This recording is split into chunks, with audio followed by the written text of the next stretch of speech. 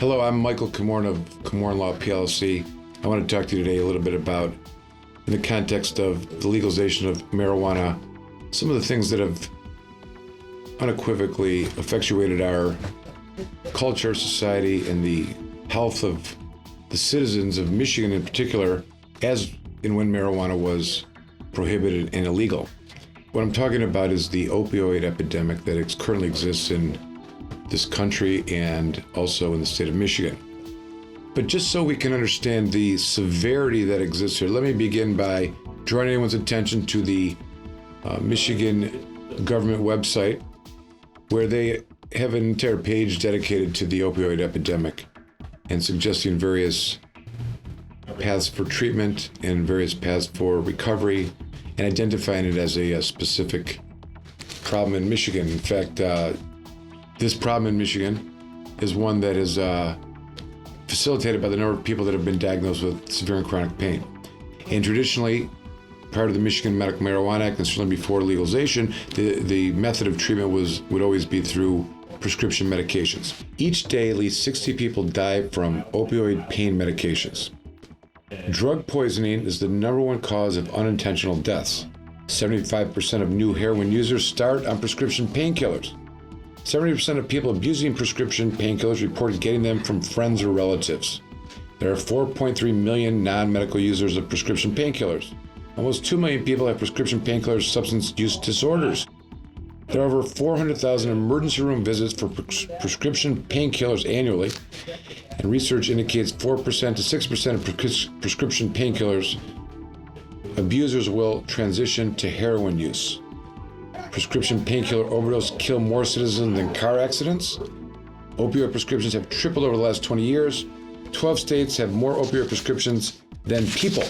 In the context of this entire prescription drug epidemic, there is unidentifiable facts, data supporting why medical cannabis can and should be used and can serve as an alternative. And that in doing so and recognizing it as an option has a significant impact on the overall health of those communities that have decriminalized or legalized marijuana or medical marijuana.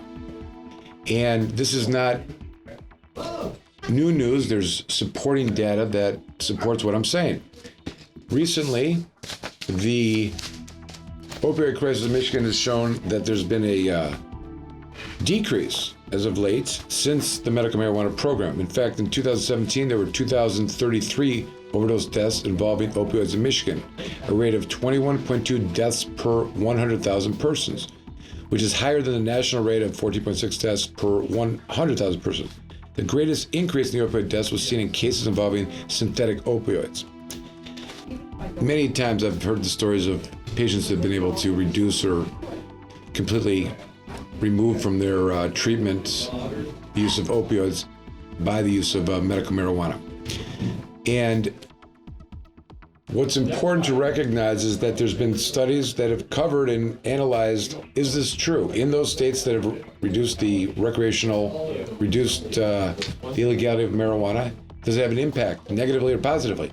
And what we're finding is, first study coming out of, it looked at a period of coming out of the states that had legalized marijuana up until 2010. Between the years of 1999 and 2010, Journal of Medicine, JAMA, published their conclusions, which found that the opioid overdose mortality in that period of time in the states that had legalized or reduced marijuana had significantly reduced. These states being California, Oregon, and Washington had medical cannabis laws effective prior to 1999, and since then many states had legalized marijuana or at least become medical marijuana states.